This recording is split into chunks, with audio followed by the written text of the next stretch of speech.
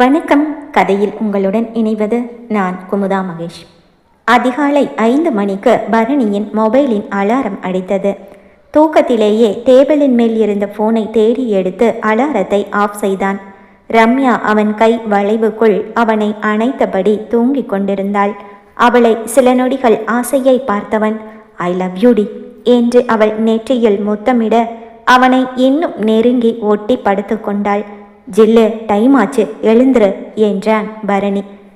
இன்னும் 5 minutes please என்று தூக்கத்திலேயே கெஞ்சியவளை 5 நிமிஷம் மட்டும்தான் என்று சொல்லி அவனும் அவளை இறுக அணைத்து கொண்டு கண்களை மூடினான்.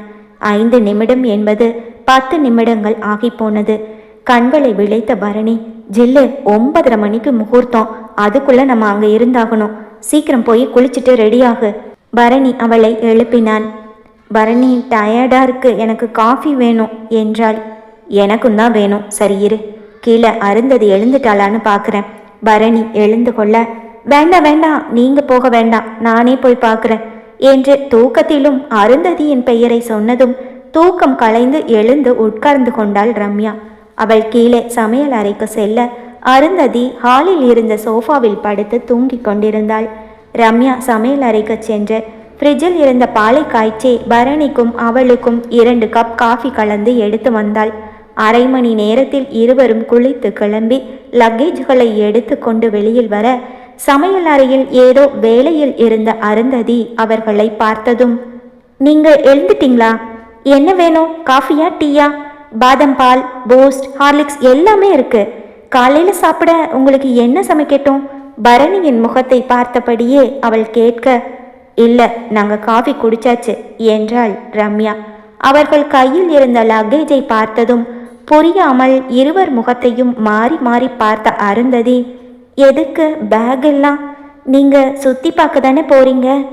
இல்லை, நாங்கள் ஊருக்கு கிளம்பிட்டோம், நீ எங்களை நல்லா கவனிச்சுக்கிட்ட, ரொம்ப தேங்க்ஸ் என்ற பரணி 500 ரூபாய் கட்டு ஒன்றை எடுத்து ரம்யாவின் கையில் கொடுத்து அருந்ததிக்கு கொடுக்க சொல்லி தன் கண்களை காட்ட பணக்கட்டை திருப்பி திருப்பி பார்த்த ரம்யா, இந்தா என்று அவளிடம் பணத்தை நீட்ட, எனக்கு பணம்லாம் வேண்டாங்க, 2 அடி பின்னால் நகர்ந்து கொண்டாள்.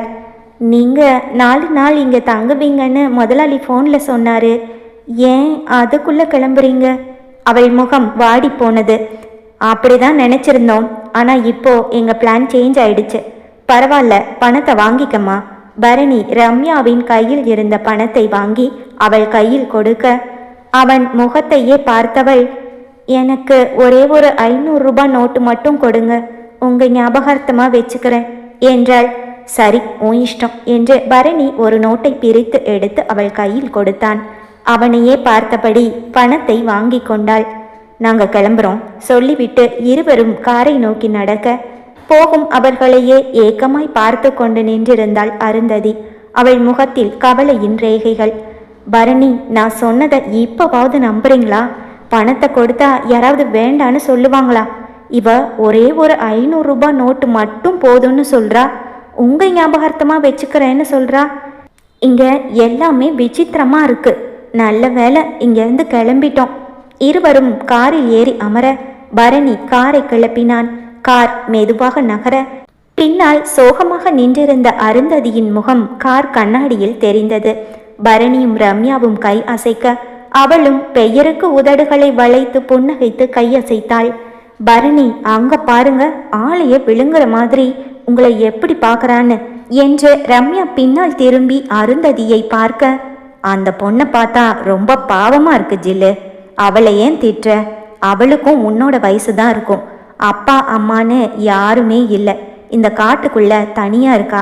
யாராவது இங்க வந்து தங்கினாதான் அவளுக்கு பேச்சு துணைக்கு மனுஷங்க கிடைப்பாங்க.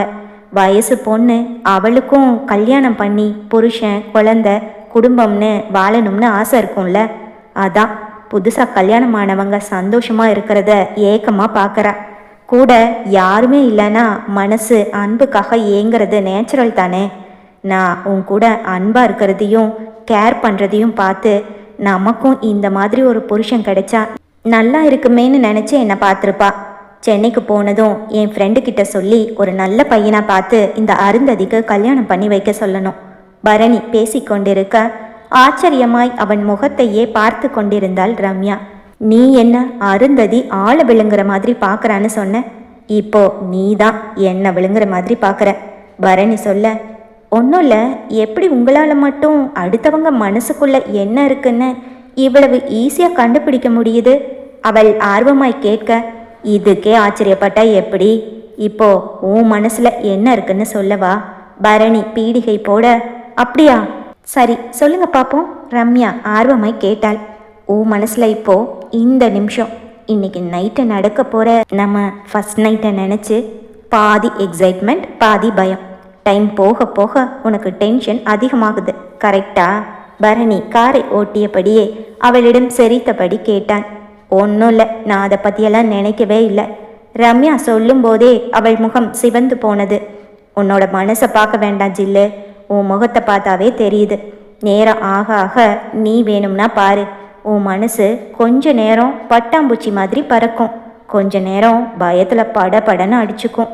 என்னை பார்த்தாவே வெக்கம் வரும், பயம் வரும். அப்புறம் பரணி சொல்லி கொண்டே போக, போதும் போதும், நீங்கள் எதுவும் சொல்ல வேண்டாம். ரம்யா அவன் வாயை பொத்தினாள். அப்போ நான் சொன்னது சரிதான், இப்போவே உன் மனசுக்குள்ள அந்த ஃபீல் வந்துடுச்சு, சரியா? பரணி அவள் கையை எடுத்து விட்டு பேச, அப்படியெல்லாம் ஒன்றும் இல்லை என்றவள் அவன் முகத்தை பார்ப்பதை தவிர்த்து மென் சிரிப்புடன் ஜன்னலின் வழியே வேடிக்கை பார்ப்பது போல பாவனை செய்தாள். அவன் சொன்னது உண்மைதான். இப்போது ரம்யாவின் மனதிற்குள் ஒன்று அல்ல 1000 பட்டாம்பூச்சிகள் பறந்து கொண்டிருந்தது. ஜில்லு, என்ன திடீர்னு சைலண்ட் ஆயிட்ட, ஏதாவது பேசுடி, பரணி கேட்க. எனக்கு தூக்கம் வருது, சீட்டில் சாய்ந்து கண்களை மூடிக்கொண்டாள். சிறிது நேரத்தில் ரம்யா தூங்கிவிட, ரோட்டோர கடையில் டீ ஒன்றை குடித்துவிட்டு ஆன்லைனில் கொடைக்கானல் ஏரிக்கு பக்கத்தில் இருந்த ரெசார்ட் ஒன்றில் அன்று இரவு தங்குவதற்கு ரூம் ஒன்றை புக் செய்துவிட்டு மீண்டும் பயணத்தை தொடர்ந்தான் பரணி. தூங்கும் ரம்யாவை பார்த்து புன்னகையுடன் காரை ஓட்டினான். மதுரைக்கு சென்று திருமணத்தை முடித்து கொண்டு அன்று மதியமே கொடைக்கானல் கிளம்பி வந்தவர்கள் புக் செய்த ரெசார்ட்டை அடைந்தார்கள். அங்கு ரிசப்ஷனில் பரணி அவன் செய்த புக்கிங் டீட்டெயில்ஸை காட்ட, சார், இந்த ரூமில் திடீர்னு பவர் லீக்கேஜ், அதான் உங்கள் புக்கிங் கேன்சல் ஆயிடுச்சு. உங்களுக்கு மெயில் மெசேஜ் ரெண்டுமே அனுப்பியிருந்தோமே, நீங்கள் பார்க்கலையா? நீங்கள் பே பண்ண அட்வான்ஸ் பணம் கூட உங்களுக்கு ரீஃபண்ட் ஆயிடுச்சு. ரிசப்ஷனில் இருந்தவர்கள் சொல்ல பரணி தன் ஃபோனை எடுத்து பார்த்தான். அவர்கள் சொன்னது உண்மைதான், மெசேஜ் வந்திருந்தது. அலைச்சலில் கவனிக்க மறந்து விட்டான். என்ன சார் சொல்கிறீங்க? நான் புக் பண்ணும்போது புக் ஆச்சு, இப்போ திடீர்னு கேன்சல்னு சொன்னால் எப்படி? சார், அதான் சொன்னமே, அந்த ரூமில் ஒரு எலக்ட்ரிசிட்டி ப்ராப்ளம், 2 days ஆகும். சாரி சார் என்று அவர்கள் சொல்ல பரணி ரம்யாவை திரும்பி பார்க்க, அவளோ இட்ஸ் ஓகே, பார்த்துக்கலாம் விடுங்க என்றாள். தன் கேசத்தை அழுந்த கோதி கொண்ட பரணி, பரவாயில்ல, எங்களுக்கு வேற ரூம்ஸ் அவைலபிளாக இருந்தா அதை கொடுங்க என்றான். சாரி சார், இப்போதைக்கு ரூம்ஸ் எல்லாமே ஃபுல்லாக இருக்கு. அவர்கள் கையை விரித்து விட, சரி வேற இடத்துல ரூம்ஸ் இருக்கான்னு பார்ப்போம் ரம்யா சொல்ல, இருவரும் கொடைக்கானலில் தங்குவதற்கான இடத்தை தேடி அலைந்தார்கள். லாட்ஜ்களிலும் ரெசார்ட்களிலும் நேரடியாக சென்றும் ஃபோன் காலில் விசாரித்தும் பார்த்தார்கள். எல்லாமே புக்காகி இருந்தது. என்ன பரணி இப்படி ஆயிடுச்சு என்றாள் ரம்யா. வேற வழி இல்லை, என் ஃப்ரெண்டு வில்லாக்கு தான் போகணும் என்றான். ஐயோ அங்கேயா, நான் வரமாட்டேன், நீங்க போங்க என்றாள் ரம்யா. ஜில்லு, பாவண்டினா, எனக்காக கொஞ்சம் கன்சிடர் பண்ணுமா, பரணி கெஞ்ச. வேற எங்க வேணும்னாலும் வருவேன், ஆனா அங்க மட்டும் வரமாட்டேன் ரம்யா உறுதியாக சொல்ல. இது சீசன் டைம், எல்லா பக்கமும் ரூம்ஸ் முன்னாடியே புக்காகி இருக்கும். யோசனையுடன் இருவரும் ஏரிக்கு பக்கத்தில் இருந்த பெஞ்சில் உட்கார்ந்திருக்க, தன் தலையில் இருந்த பழக்கூடையை பெஞ்சின் மேல் இறக்கி வைத்து அவர்கள் பக்கத்தில் உட்கார்ந்தார் பாட்டி. பரவாயில்லையே தம்பி, மறுபடியும் உங்களை பார்த்துட்டேன், இந்தாங்க உங்களுக்கு கொடுக்க வேண்டிய மீதி பணம் என்று சுருக்கு பையில் இருந்த பணத்தை எடுத்து பாட்டி பரணியிடம் நீட்ட, பாட்டி நீங்களா? உங்களை மறுபடி சந்திப்போன்னு நாங்களும் நினைக்கவே இல்லை. பழங்களெல்லாம் வித்து போச்சா பாட்டி? ரம்யா கூடையை எட்டி பார்க்க, இன்னும் கொஞ்சம் இருக்குமா என்றார் பாட்டி. அப்போ மீதி காசுக்கு பழத்தையே கொடுத்துடுங்க. ரம்யா வாங்கி கொண்டாள். 2 பேர் முகத்துல நேத்து இருந்த சந்தோஷம் இன்னைக்கு இல்லையே, முகமே வாடி போயிருக்கு. கொடைக்கானலை சுற்றி பார்த்து களைச்சு போயிட்டீங்களா பாட்டி கேட்க, அது இல்லை பாட்டி, நாங்கள் தங்குறதுக்கு புக் செஞ்சிருந்த இடம் கேன்சல் ஆயிடுச்சு. எங்கே தேடினாலும் எல்லா பக்கமும் ரூம்ஸ் ஃபுல்லாக புக்காக இருக்கு என்று பரணி சொல்ல, ஓ, இதுதான விஷயம். கவலைப்படாதீங்க. நான் ஒரு பெரிய பங்களாவில் தான் தங்கியிருக்கேன். அந்த பங்களா ஓனரு வெளிநாட்டில் இருக்காரு. பங்களாவை கூட்டி தொடச்சி சுத்தம் செஞ்சு வைக்கணும். வேலையெல்லாம் முடிஞ்ச பிறகு அங்கே மரத்தில் இருக்கிற ப்ளம்ஸ் பழங்களை வித்துட்டு வருவேன். நீங்கள் ஏன் கூட வாங்க, அங்கேயே தங்கிக்கலாம் பாட்டி அன்பாய் சொல்ல. அது எப்படி பாட்டி சரியா வரும்? அவங்க அனுமதி இல்லாமல் நாங்கள் எப்படி அங்கே தங்க முடியும்? பரணி சொல்ல. ஒரு பிரச்சனையும் இல்லைப்பா. பங்களாவில் வாட்ச்மேன் கிட்ட வீட்டு ஓனர் நம்பர் இருக்கு, அவர்கிட்ட பேசிக்கலாம். நான் கேட்டால் அவங்க கண்டிப்பாக ஒத்துக்குவாங்க பாட்டி நம்பிக்கையாக சொல்ல. நல்ல நேரத்தில் வந்து உதவி பண்ணீங்க பாட்டி. பரணி பாட்டியின் கைகளை பிடித்து நன்றி சொன்னான். பரணி பாட்டியை தன் காரிலேயே அழைத்து சென்றான். அடுத்த 5 நிமிடத்தில் பாட்டி தங்கி இருந்த பங்களாவை அடைந்தார்கள். வாட்ச்மேனிடம் விஷயத்தை சொல்லி பங்களா ஓனருக்கு ஃபோன் செய்ய சொன்ன பாட்டி பரணியும் ரம்யாவும் தங்குவதற்கு அனுமதி வாங்கினார். பாட்டி கேட்டவுடன் மறுபேச்சு இல்லாமல் அனுமதி கிடைத்தது. இப்படி வந்து உட்காருங்கப்பா என்று அவர்களை உட்கார வைத்து குளிருக்கு சுட சுட மிளகாய் பஜ்ஜியும் டீயும் செய்து கொடுத்தார் பாட்டி. ஆமாம், நீங்கள் 2 பேரும் எந்த ஊர் பாட்டி கேட்க. நாங்கள் சென்னையிலேருந்து வரோம். இங்கே மதுரையில் ஒரு ரிலேஷன் வீட்டில் கல்யாணம் என்று அவர்கள் இருவரும் பாட்டியிடம் பேசி கொண்டிருக்க கௌரியிடமிருந்து ஃபோன் வந்தது ரம்யாவிற்கு. எங்கம்மா இருக்கீங்க? புக் பண்ணியிருந்த இடத்துல ரூம் கேன்சல் ஆயிடுச்சுன்னு பரணி சொன்னா. இப்போ எங்கே இருக்கீங்க? கௌரி கவலையாய் கேட்க.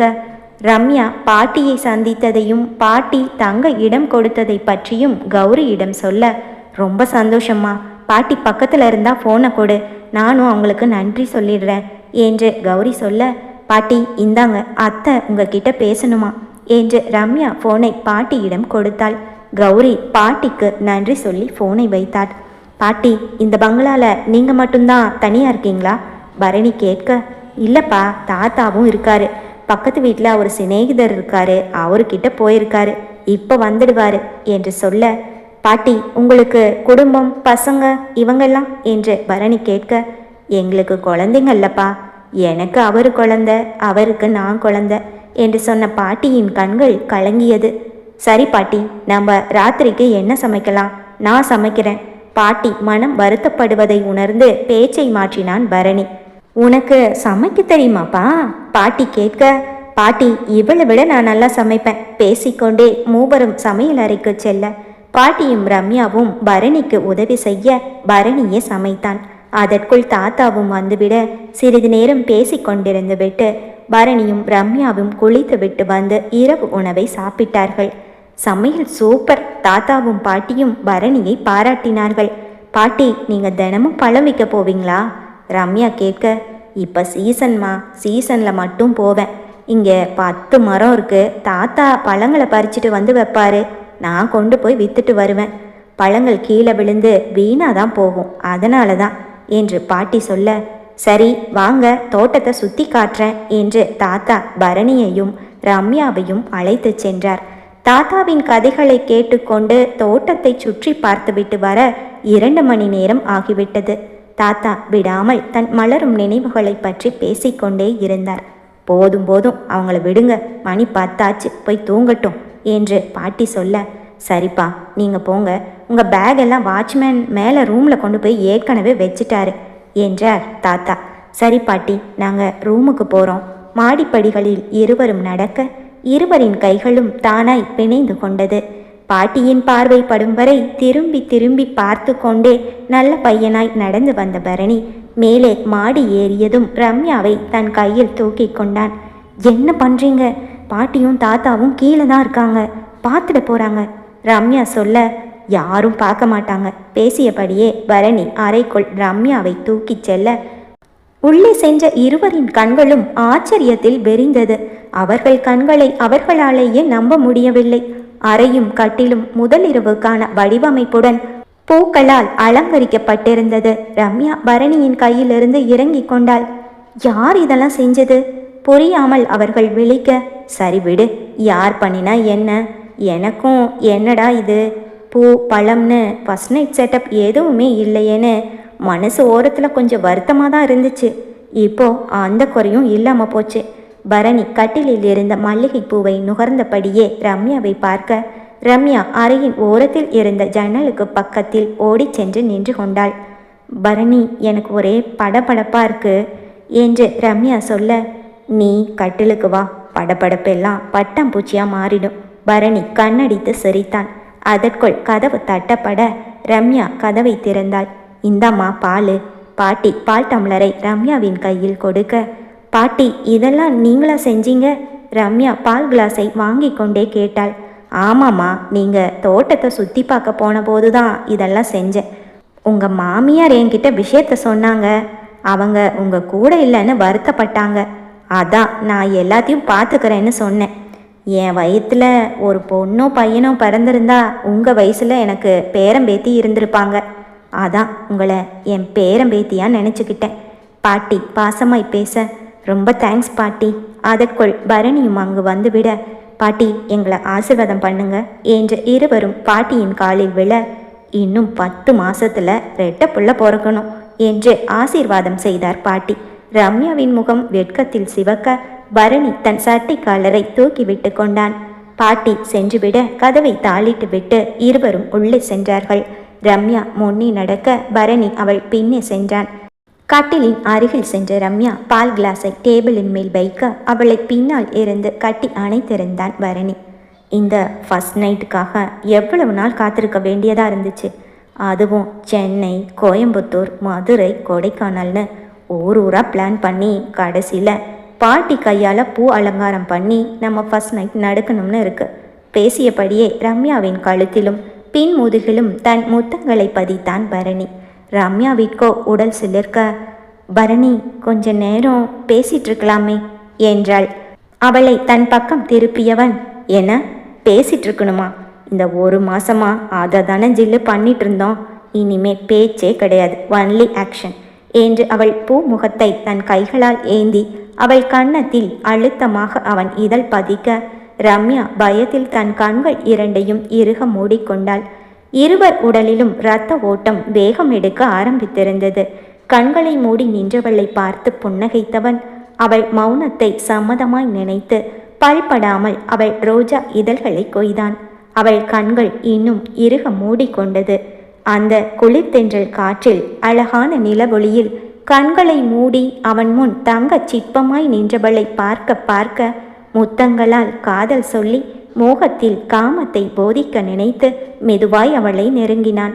அவன் தன் சட்டை பட்டன்களை கலட்டி கொண்டிருக்க தேக்குமர தேகத்துடன் தன் முன் நின்றவனை பார்க்க இன்னும் படபடப்பு அதிகமாக்கி போனது அவளுக்கு. 2 அடி பின்னால் நகர்ந்து கொண்டவள், பரணி பால், பாட்டி பால் குடிக்கணும்னு சொன்னாங்க. அவனை சற்று நிதானப்படுத்த முயற்சித்தாள். இப்பதானடி சாப்பிட்டுட்டு வந்தோம், அதுக்குள்ள என்ன பால்? அங்கேயே இருக்கட்டும், பசிக்கும் போது பார்த்துக்கலாம். பரணி கருமமி கண்ணாக அவளை இறுக அணைத்திருந்தான். அவன் வேற்று மார்பில் கை வைத்து தள்ளினாள். இல்ல பரணி, பாட்டி மறக்காம பாலை குடிக்கணும்னு சொன்னாங்க. தனக்கு வந்த கோபத்தை கட்டுப்படுத்தி கொண்டான் பரணி. ஜில்லு, ஏண்டி படுத்துற? சரி கொடு. பாலை வாங்கி அண்ணாந்து வாயில் ஊற்ற போனவனை தடுத்தவள், இல்லல்ல இப்படி குடிக்கக்கூடாது, மெதுவா ஒரு சிப்பா குடிக்கணும். மையிட்ட கண்கள் படபடக்க கூறினாள். இதையும் பாட்டி தான் சொன்னாங்களா? அவன் கோபமாய் கேட்க, இல்லை இல்லை, இதை நான் தான் சொன்னேன். ஏன்னா நீங்கள் பண்ணுறதெல்லாம் பார்த்தா எனக்கு பயமாக இருக்கு என்றவளை பார்த்து சிரிக்க மட்டுமே முடிந்தது அவனால். சரி இந்தா, பாதி பாலை நீ குடிக்கணும், குடி. அவன் கொடுக்க, ஆமாம் நான் கூட மறந்துட்டேன், பாட்டி இதையும் சொன்னாங்க என்று பாலை வாங்கி அவள் நிதானமாய் குடித்து கொண்டிருக்க, ஜில்லு என் பொறுமையை ரொம்ப சோதிக்கிற, சீக்கிரம் குடிமா கெஞ்சினான் பரணி. அவள் கையில் இருந்த காலி கிளாஸை வாங்கி ஓரமாக வைத்துவிட்டு மின் விளக்கை அணைத்து விட்டு வந்தவன் அவனையே பதட்டமாய் பார்த்து நின்றவளை பூங்கொத்தாய் அள்ளி கொண்டு கட்டிலுக்கு நடந்தான். பரணி, அது என்னன்னா வந்து ரம்யா பேச, உஷ், பேசின அடி வாங்குவேன். அவன் கண்களை உருட்டி அவளை மிரட்ட அமைதியாகி போனாள் பெண்ணவள். தன் கையில் இருந்தவளை மெத்தையில் சாய்த்து தானும் அவள் மேல் படர்ந்தான். இருவரின் இதய துடிப்பின் வேகமும் அதிகமாகிக் கொண்டே போக அவள் ஆடை களைந்து தன் ஆராய்ச்சியை தொடங்கியவன் முத்தமிட்டு முத்தமிட்டு அவளை மூச்சிறைக்க வைத்தான். ஆடவனின் ஆண்மை தாழாமல் பெண்ணவளின் பூந்தேகம் தள்ளாட முகமோ செந்தாமரையாய் சிவந்து போனது. 1 மாத காலம் கடிவாளம் போட்டு அடக்கி வைத்திருந்த ஆசையும் ஏக்கமும் இன்று மொத்தமாய் கரை புரண்டு ஓட மங்கையும் மன்னவனும் நாக சர்ப்பங்களாய் பின்னி பிணைந்திருந்தனர். அன்பான அழுத்தமான கூடல் அழகாய் நடந்தேற செழித்து போனது இருவரின் தேகமும். அழகு மங்கைக்குள் தன்னை துளைத்து மோட்சம் அடைந்து காதலன் என்பவன் இன்று முழுமையாய் காதல் கணவனாக பதவி உயர்வு பெற்ற தருணம்.